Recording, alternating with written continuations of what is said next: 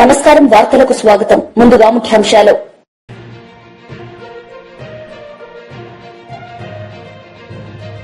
గంగాధర నెల్లూరు నియోజకవర్గ పార్టీ నేతలు కార్యకర్తలతో ముఖ్యమంత్రి సమావేశం.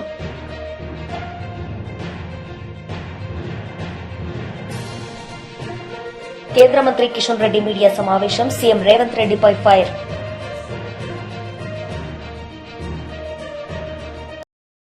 గంగాధర నెల్లూరు నియోజకవర్గ పార్టీ నేతలు కార్యకర్తలతో ముఖ్యమంత్రి సమావేశం నిర్వహించారు. ఈ సందర్భంగా ఆయన ప్రసంగించారు.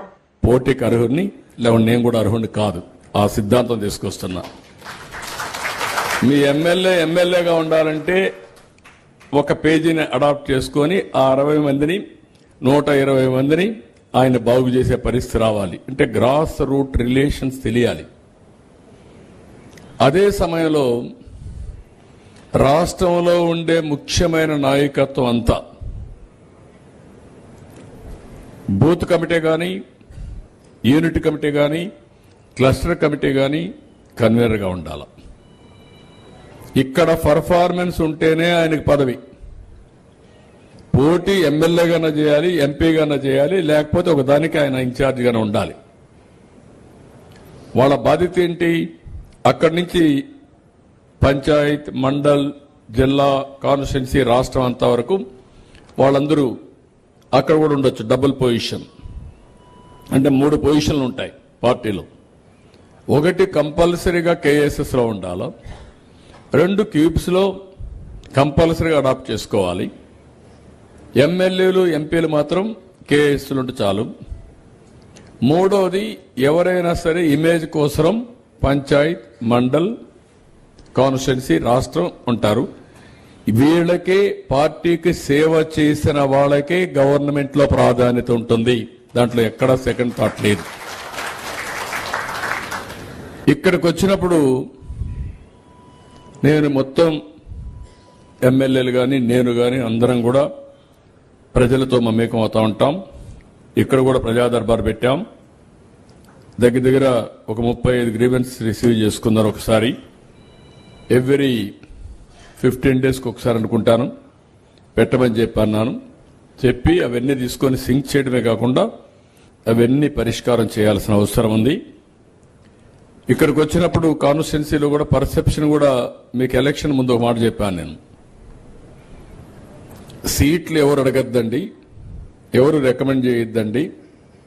ప్రజలు ఎవరిని ఆమోదం చేస్తారో, కార్యకర్తలు ఎవరిని ఎంపిక చేస్తారో వాళ్ళనే చేస్తానని చెప్పాను. జ్ఞాపకం ఉందా లేదా మీకు? తూచా తప్పకుండా పాటించాను. ఇప్పుడు కూడా అందరిపైన ప్రజాభిప్రాయం తెప్పిస్తున్నా. ఎవ్రీ 6 నెలలకు ఒకసారి ప్రజలు నన్ను గురించి ఏమనుకుంటున్నారు, ఓకే, నన్ను గురించి నెగిటివ్గా ఆలోచిస్తే నేను ఎట్ట మార్చుకోవాలి. మంత్రులు, ఎమ్మెల్యేలు, ఎంపీలు అందరూ కూడా మార్చుకోవాల్సిందే. పరిపాలన కూడా అవసరమైతే ప్రజారంజకంగా, ప్రజలకు ఆమోదయోగ్యంగా దాన్ని కరెక్ట్ చేయాల్సిందే. అది చేస్తున్నాం. ఇది ఇక్కడ చేసినప్పుడు కాన్స్టిట్యున్సీ ఓవరాల్ గా బాగుంది. ఇంకా ఎమ్మెల్యే మీద కొద్దిగా తిరగాలనుంది. అది కూడా చెప్పేస్తున్నా. ఇంతవరకు మీరందరూ బాగా నేను చూస్తున్నాను. మా ఎమ్మెల్యే బ్రహ్మాండం, బాగున్నాడు, గోల్డ్ అన్ని చెప్తున్నారు. కానీ ఇంకొంచెం ఈ గోల్డ్ ప్రజలకు మమేకం కావాలి. అది చరిత్రలో శాశ్వతంగా గెలవడానికి వర్కౌట్ చేసుకోవాలి. అలాంటి సిస్టమ్స్ కొన్ని ఎస్టాబ్లిష్ చేసుకోవాలి. అక్కడి నుంచి వస్తే సోషల్ మీడియాలో ఎమ్మెల్యే ర్యాంక్ 180, బాగా చదువుకున్నాడు. ఎక్కడ పోయినా సోషల్ మీడియాలో ఉండాలి. మొత్తం చూస్తే ఫాలోయర్స్ 12,413, టోటల్ పోస్ట్ ఈ 9 నెలల్లో 689, 22,238 వ్యూస్ వచ్చాయి. ఇది యూనిక్ గా, అది కూడా కనుక్కుంటాను నేను. ఇది సోషల్ మీడియా ఎందుకంటే భవిష్యత్తులో మనం ఏం చేస్తున్నాం, ఇక్కడ కూర్చున్నాం, ఇది ప్రజలకు తెలియాలి. ఎందుకు కూర్చున్నాం, ఇక్కడ ఏ సమస్యలు డిస్కస్ చేస్తున్నాం, మనం ఏ సమస్యలు పరిష్కారం చేశాం, ఇది అనునిత్యం స్టేక్ హోల్డర్స్ మనం చెప్పాల్సిన అవసరం ఉంది. అది చెప్పాలంటే సోషల్ మీడియా భవిష్యత్తులో ఏకైక ఆయుధం. అది ఆ విషయం మీరు గుర్తుపెట్టుకోవాలి. ఎందుకంటే ఒకప్పుడు సోషల్ మీడియాకు ఇంత యాక్సెప్టెన్స్ లేదు.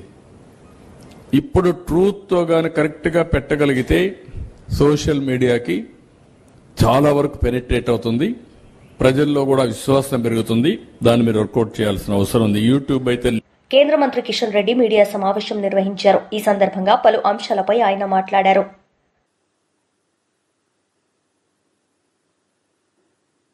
అసలు అభివృద్ధిని అడ్డుకోవడం కోసం తెలంగాణ ఏమన్నది రేవంత్ రెడ్డి సొంత జాగిరా ఇది. రేవంత్ రెడ్డి మనది, తెలంగాణ ప్రజలది. రేవంత్ రెడ్డి ఈరోజు ఉంటారు, రేపు పోతాడు. కానీ తెలంగాణకు న్యాయం జరగాలని కోరుకుంటాము, తెలంగాణ అభివృద్ధి జరగాలని కోరుకుంటాము, తెలంగాణలో భారతీయ జనతా పార్టీ బలం పెరగాలని కోరుకుంటాము, ప్రజలకు మేలు జరగాలని కోరుకుంటాము. అంతే తప్ప రేవంత్ రెడ్డి మీద కోపంతో తెలంగాణను అభివృద్ధిని అడ్డుకునేటువంటి అజ్ఞానం కామేమన్న విషయాన్ని అర్థం చేసుకోవాలి. అసలు రేవంత్ రెడ్డిని కూడా వ్యక్తిగతంగా మాకు ఎందుకు విమర్శించాలి? మేము కేసీఆర్ ఉన్నప్పుడు వ్యతిరేకించలేదు అభివృద్ధిని, రేవంత్ రెడ్డి గారు ఉన్నప్పుడు వ్యతిరేకించము. కేరళలో కమ్యూనిస్ట్ పార్టీ ఉన్నా అక్కడ వ్యతిరేకించము, తమిళనాడులో డిఎంకే ప్రభుత్వం ఉన్నా వ్యతిరేకించము, కర్ణాటకలో కాంగ్రెస్ పార్టీ ప్రభుత్వం ఉన్నా వ్యతిరేకించము. అనేక రకాల అభివృద్ధి కార్యక్రమం అమలు చేస్తూ ఉన్నాము.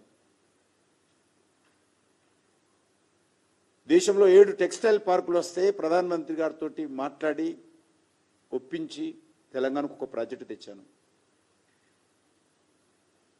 ఇండస్ట్రియల్ పార్కులు వస్తే తెలంగాణకు ఒకటి తీసుకొచ్చాను.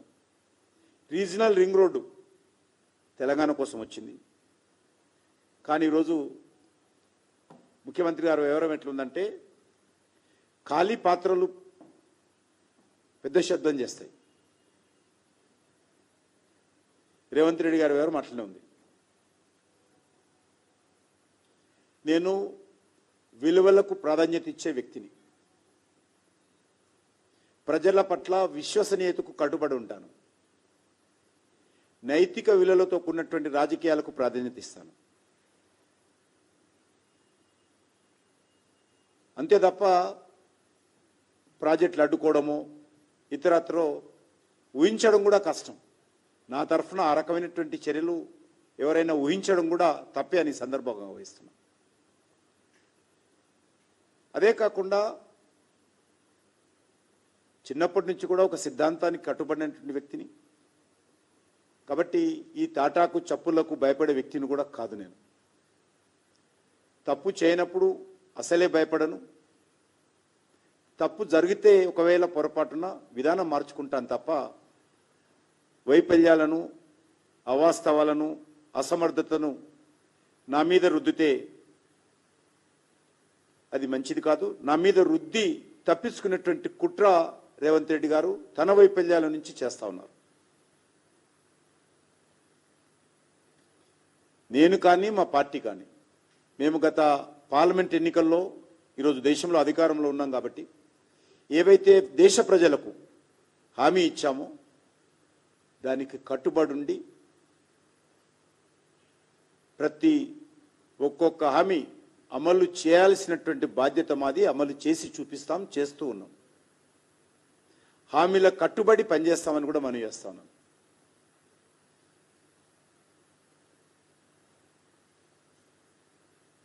కాంగ్రెస్ పార్టీ అనేక రకాల హామీలతో అధికారంలోకి వచ్చింది.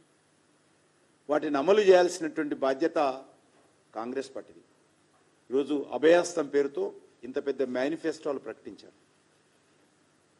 ఇది రేవంత్ రెడ్డి గారు చేయాలి. ఇందులో 6 గ్యారంటీలు ఉన్నాయి. ఇదే కాకుండా సబ్ గ్యారంటీస్ ఉన్నాయి. ఇవి అమలు చేయాలి ఆయన.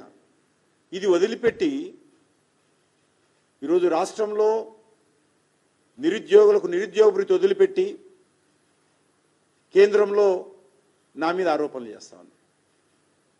మహిళలకు ఇవ్వాల్సినటువంటి నెలకు 2,500 రూపాయలు వదిలిపెట్టి ఇతర విషయాలలో దాడులు చేస్తా ఉన్నా నా మీద.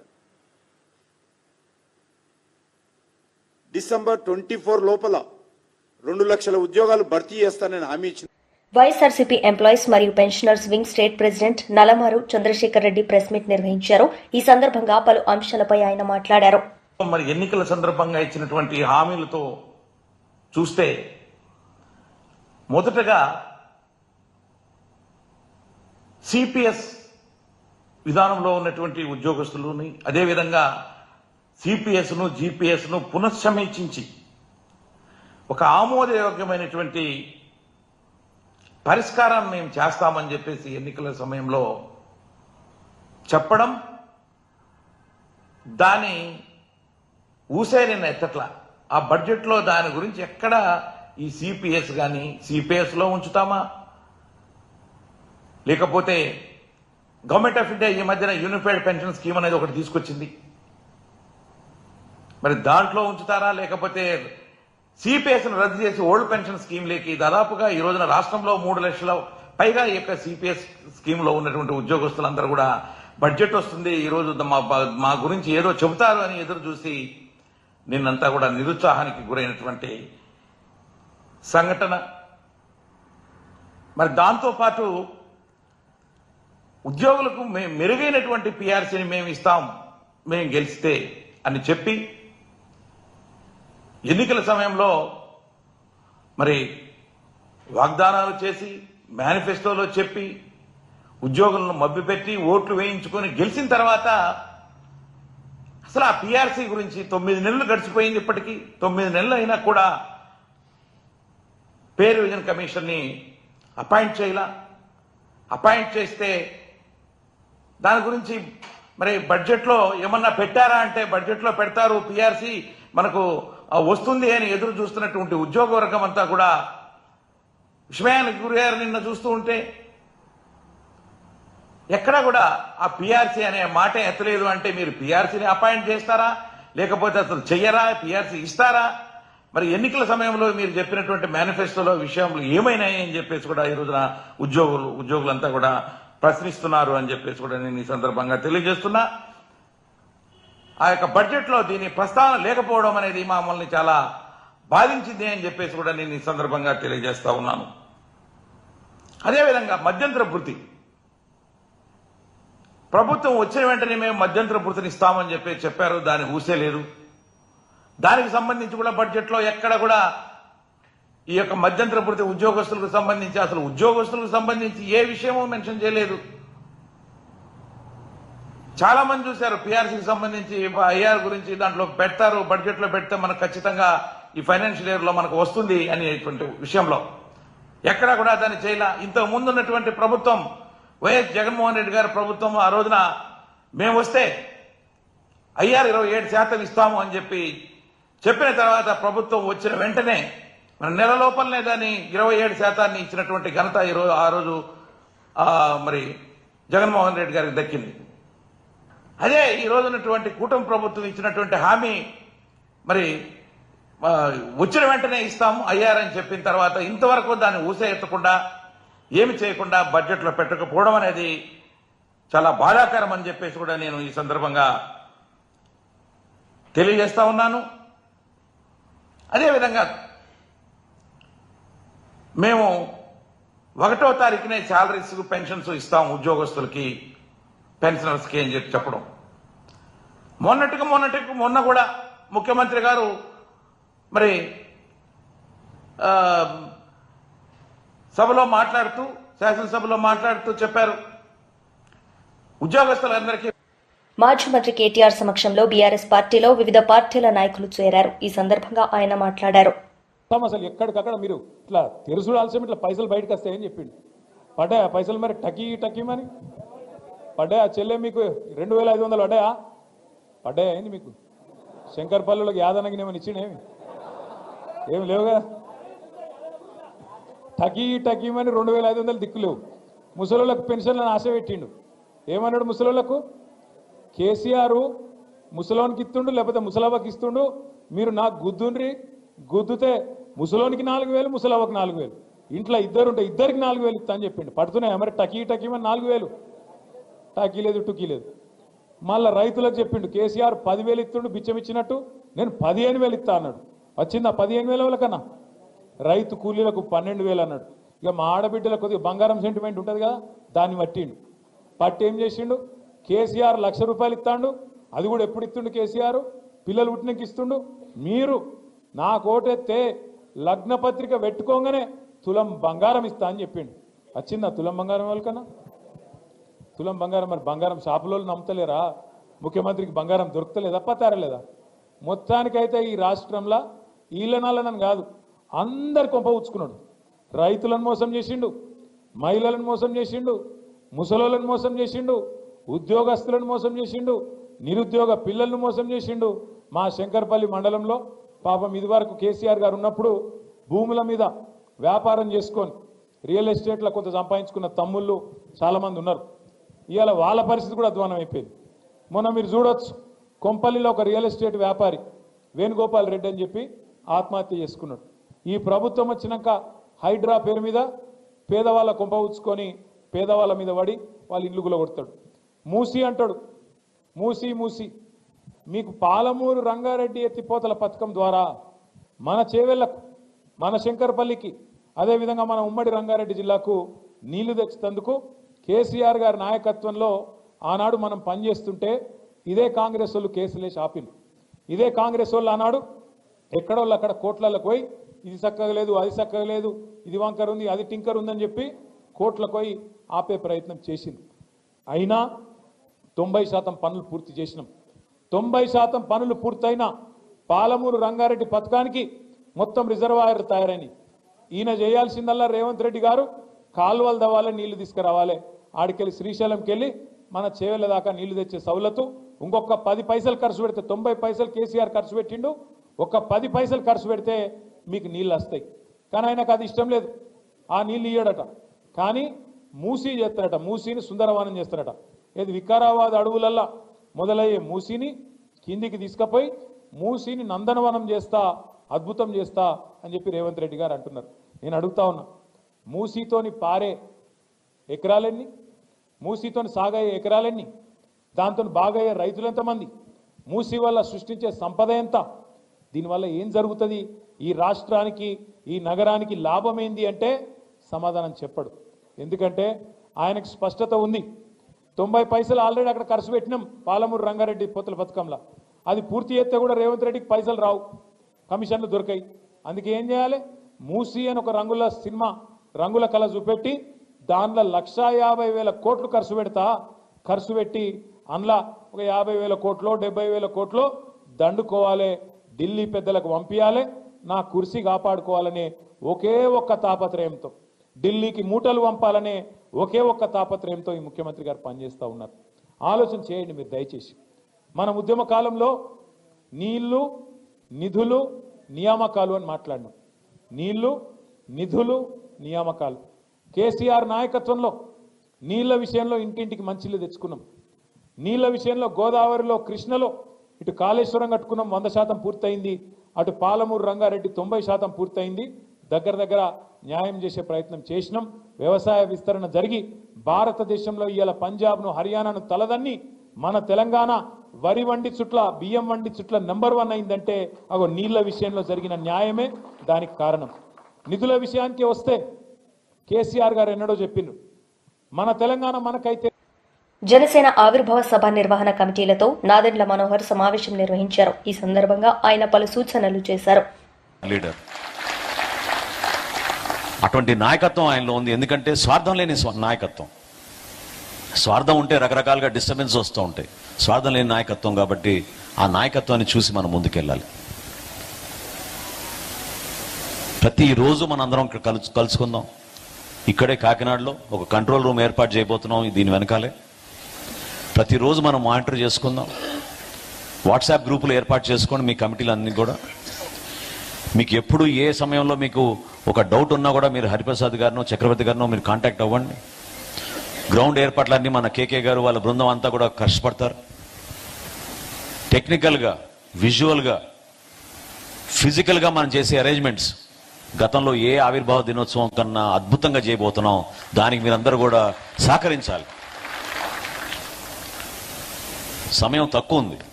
కొంతమంది అనుకోవచ్చు 14 రోజులు ఉంది కదా అని. లేదు, అంత టైం మనకి చూస్తూనే అయిపోయి అలా 1వ తారీఖు 12 రోజులు మనం చేతుల్లో ఇవన్నీ కూడా మనం ఏర్పాటు చేసుకోవాలి.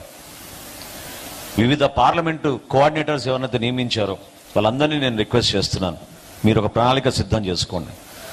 మీ ప్రాంతంలో ఉన్న గౌరవ పార్లమెంట్ సభ్యులు, గౌరవ శాసనసభ్యులతో మీరు కోఆర్డినేట్ చేసుకుని మన నాయకులందరినీ కూడా ఈ సభలో హాజరయ్యేటట్టు మనం చేసిన ఈ కృషిని గుర్తు చేస్తూ మీరందరూ కూడా కలిసిమెలిసి ముందుకు రావాలి, బాధ్యత తీసుకోవాలి. ఎందుకంటే ఇందాక హరిప్రసాద్ గారు చెప్పినట్టు ప్లీనరీ అనుకున్నాం, కానీ ఆ ప్లీనరీ అవకాశం లేదు కాబట్టి ఒకే రోజు మనం సభ నిర్వహించుకుంటున్నాం. కాబట్టి ప్లీనరీ అయితే మనం డెలిగేట్స్ పాసులు వివిధ జిల్లాల నుంచి నాయకత్వాన్ని ఆహ్వానించి మహిళలకి ప్రత్యేకంగా, యువతకు ప్రత్యేకంగా, రైతులకి ప్రత్యేకంగా చిన్న చిన్న మీటింగ్లు ఏర్పాటు చేద్దామని అనుకున్నాం. ఆ సందర్భం లేదు కాబట్టి, అవకాశం లేదు కాబట్టి దీన్ని మాత్రం మనం అద్భుతంగా చక్కటి ఏర్పాట్లతోటి, క్రమశిక్షణతోటి, ఎక్కడ కూడా ఒక చిన్న రోడ్ యాక్సిడెంట్ జరగకుండా ప్రతి జన సైనికుడు బాధ్యతతోటి తన ఇంటికి తిరిగి వెళ్ళేటట్టు, రోడ్డు ప్రమాదం ఎక్కడ జరగకుండా అన్ని విధాలుగా మనం జాగ్రత్తగా ఏర్పాట్లు చేయాల్సిన బాధ్యత కూడా మనందరిపైన ఉంటుంది. ఎప్పుడు కూడా పవన్ కళ్యాణ్ గారు అదే కోరుకుంటారు. ఈ బైక్ ర్యాలీలు ఇవన్నీ చేసి హడావడి పడి ఎవరికైనా ఇబ్బంది కలుగుతుందనే ఒక ఆందోళన, ఆవేదన ఎప్పుడు ఉంటుంది ఆయనలో. ఆయన మనసును కూడా మీరు తెలుసుకునే విధంగా దయచేసి ప్రతి ఒక్కరు కూడా క్రమశిక్షణతో పనిచేయండి. అదేవిధంగా అధికారంలో వచ్చినాక కొన్ని ఇబ్బందికరమైన పరిస్థితులు మనం చూసాం. రాష్ట్రంలో ఎక్కడ కూడా నిధులు సేకరించాలన్నా, కార్యక్రమాలు చేయాలన్నా కూడా చాలా ఇబ్బందికరమైన పరిస్థితులు చూస్తున్నాం. నిన్న బడ్జెట్ సందర్భంలో మేము అందరం కూర్చుని మాట్లాడుకున్నప్పుడు లెజిస్లేచర్ పార్టీలో ఒక ఆలోచన పవన్ కళ్యాణ్ గారికి ఉన్నప్పుడు ప్రజల్లో తీసుకెళ్ళడానికి తగిన విధంగా నిధులు కూడా ఉండాలి. పంచాయతీరాజ్ శాఖలో జల్ జీవన్ మిషన్ కింద ఇంటింటికి మనం కుళాయిలు ఇంటింటికి కుళాయిల ద్వారా రక్షిత మంచినీటి పథకం అందిద్దామని మనం సూపర్ 6లో మనం మాట ఇచ్చాం. భవిష్యత్తులో చక్కటి ఆరోగ్యం ఉండాలి, ఎవరు కూడా నీటి గురించి బిందెలు పెట్టుకుని మోసుకుంటూ కిలోమీటర్ల తరబడి నడవకూడదనేది పవన్ కళ్యాణ్ గారి ఆలోచన. కానీ ఎంత దుర్మార్గంగా గత ప్రభుత్వం, గత పాలకులు 5 సంవత్సరాల్లో రాష్ట్రానికి జరిగిన నష్టం ఈ ఒక్క ఉదాహరణ నేను మీకు చెప్తాను.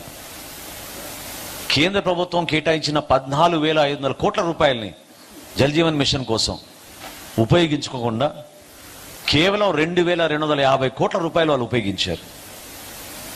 ఆ కార్యక్రమమే ఈ సంవత్సరానికి ముగిసిపోతుంటే పవన్ కళ్యాణ్ గారు, చంద్రబాబు నాయుడు గారు మొన్న ఢిల్లీకి వెళ్ళినప్పుడు ప్రధానమంత్రి గారిని, కేంద్ర మంత్రి గారిని అభ్యర్థించి ఇది చాలా అవసరం మాకు, సూపర్ 6లో మనం మేనిఫెస్టోలో కమిట్మెంట్ చేశాం, దీన్ని ప్రజల్లోకి తీసుకెళ్లాలని ఆ రోజు రిక్వెస్ట్ చేస్తే మరొక 4 సంవత్సరాలు వాళ్ళు పొడిగించారు.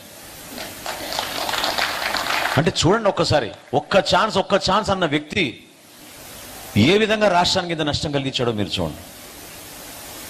కేంద్ర ప్రభుత్వం కేటాయించిన నిధులు కూడా ఉపయోగించుకోకుండా దుర్మార్గంగా మన రాష్ట్రానికి అంత నష్టం కలిగించారు.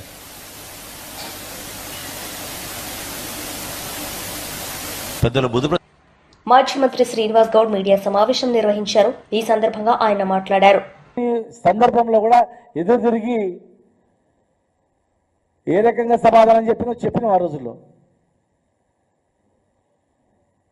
పాత ప్రాజెక్టులు కంప్లీట్ చేయరు, పాలమూరు రంగారెడ్డి జిల్లా ప్రాజెక్టు పైన చిత్తశుద్ధి లేదు, డిపిఆర్ వాపసు వస్తే ఇప్పటివరకు కూడా డిపిఆర్స్ వాపసు వచ్చిన డిపిఆర్ని మళ్ళీ సబ్మిట్ చేయలేదు కేంద్రానికి, ఎలాంటి ప్రయత్నం లేదు, రైతులకు ఇచ్చిన హామీలు నెరవేర్చట్లేదు, గ్యారెంటీలు నెరవేర్చట్లేదు. మీ ఆయనలో ఎన్ని కూలిపోతున్నాయి. నిన్న ఎస్ఎల్బిఎసి, మొన్న పెద్దవాగు కొట్టుకుపోయింది, అంతకుముందు సుంకిశాల. అరే ఒక పిల్లలు కాళేశ్వరం దగ్గర పిల్లలు ఇట్లా కింద కొంచెం ఇట్లా కుంగితే రాహుల్ గాంధీ కూడా చూసిండు. మరి ఇలా 8 మంది చిక్కుకుపోయినరు, కూలిపోయింది. మరి రాహుల్ గాంధీ రారా? చచ్చిపోతే మనుషులు చచ్చిపోతే రారా? టన్నెలు మొత్తం పూడిపోతే రారా? టన్నలు మొత్తం కూరుకుపోతే రారు, ప్రాణాలు పోతే రావు, ఉట్టి పిల్లలు కుంగిపోతేనే ఊరుకొస్తారా? ఇది రాజకీయం మీరా మేమా? ఈరోజు వారు కూడా వచ్చి ఎట్లా పోయింది అని పరిశీలించింటే, రాహుల్ గాంధీ గారు కూడా వచ్చి అక్కడ చూసింటే వారికి అర్థమవుతుండే అసలు ఏం జరుగుతుందనేది. అందుకే మేము అడుగుతా ఉన్నాం, పర్యటించండి. ఎలక్షన్ల ముందు ఎట్లయితే పర్యటించిన రాహుల్ గాంధీ గారు తెలంగాణలో కూడా పర్యటించండి. వరంగల్ వస్తామన్నారు మొన్న, వచ్చింటే బాగుండేది. మీరు ఎక్కడెక్కడైతే ఏ హామీలు ఇచ్చిపోయినరో, ఎక్కడెక్కడైతే మీరు వచ్చి ప్రసంగాలు చేసిపోయినరో, మీరు ఆ ప్రాంతాలు వచ్చి పరిశీలించారు, తిరగండి. మీ ప్రభుత్వం కదా, ఆ రోజు అంటే మేము అడ్డుకుంటామని చెప్పి ఉండొచ్చు, ఈరోజు మీ ప్రభుత్వమే కదా. సోనియా గాంధీ గారు ఎక్కడైతే మాట్లాడిపోయిందో ఆ ప్రాంతాన్ని పరిశీలించండి. కనీసం ప్రియాంక గాంధీ ఎక్కడైతే వచ్చి ఆమె మాట్లాడిపోయిందో ఆ ప్రాంతంలో పర్యటన చేసి ఆ ప్రాంత ప్రజలతో అడగండి, మీరు ఇచ్చిన హామీలు ఏమైంది, తెలంగాణ ఏమవుతుంది, ఎక్కడికి పోతుంది, ఎక్కడున్న తెలంగాణ గ్రాఫ్ ఎక్కడ పడిపోతుంది. మీరు మాట్లాడినప్పుడు తెలంగాణ ఏ గ్రాఫ్లో ఉండే, ఇవాళ మీరు గవర్నమెంట్ వచ్చిన 15 ఏళ్ళ తర్వాత ఈ తెలంగాణలో ఎక్కడ ఉంది? కేవలం మీరు మాట్లాడిన అంశాలు, మీరు మాట్లాడించినటువంటి హామీల మీదనే మీరు ఒకసారి పర్యవేక్షించుకోండి.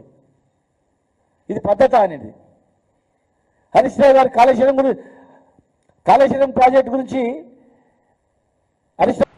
వైసీపీ లీడర్ మాజీ ఎంపీ మార్గాని భరత్ మీడియా సమావేశం నిర్వహించారు. ఈ సందర్భంగా ఆయన మాట్లాడారు. గొప్పగా చేశాడు, అది పురాణం, ఓకే, బాగానే ఉంది. ఆయన చెప్పిన అంశం ఏంటంటే సామాన్యుడు సంక్షేమమే తన సంక్షేమంగా భావించాడు చంద్రగుప్త మౌర్యుడు అని చెప్తా ఉన్నాడు. నేను ఇవాళ అడుగుతా ఉన్నా, ఇవాళ మీరు 2వ సంవత్సరం బడ్జెట్ మీరు ప్రవేశపెడతా ఉన్నారు కదా, మరి సామాన్యుడి యొక్క సంక్షేమము మీరు సూపర్ 6 హామీలు కదా ఇచ్చారు.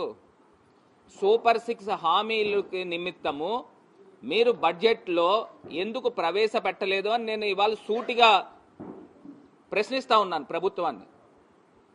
ఇప్పుడు మీరు సూపర్ 6 హామీలు 6 హామీలు అని చెప్పి ప్రతి ఇంటింటికి కూడా వెళ్ళి ఊదరగట్టారు.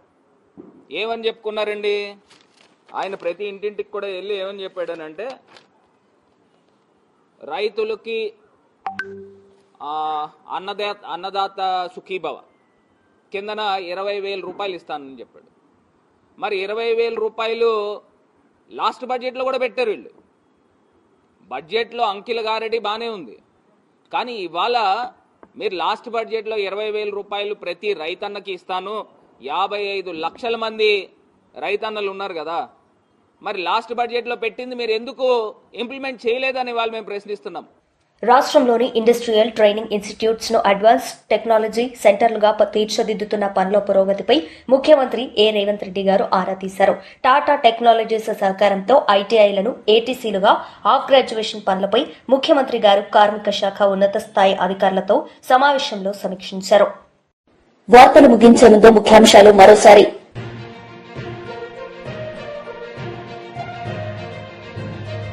గంగాధర నెల్లూరు నియోజకవర్గ పార్టీ నేతలు కార్యకర్తలతో ముఖ్యమంత్రి సమావేశం.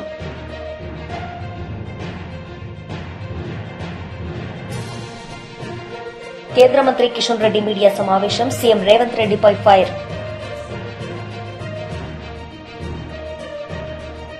ఈ వార్తలు ఇంతటితో సమాప్తం. తిరిగి ప్రసారమయ్యే వార్తల్లో మళ్లీ కలుద్దాం. అంతవరకు సెలవు. నమస్తే.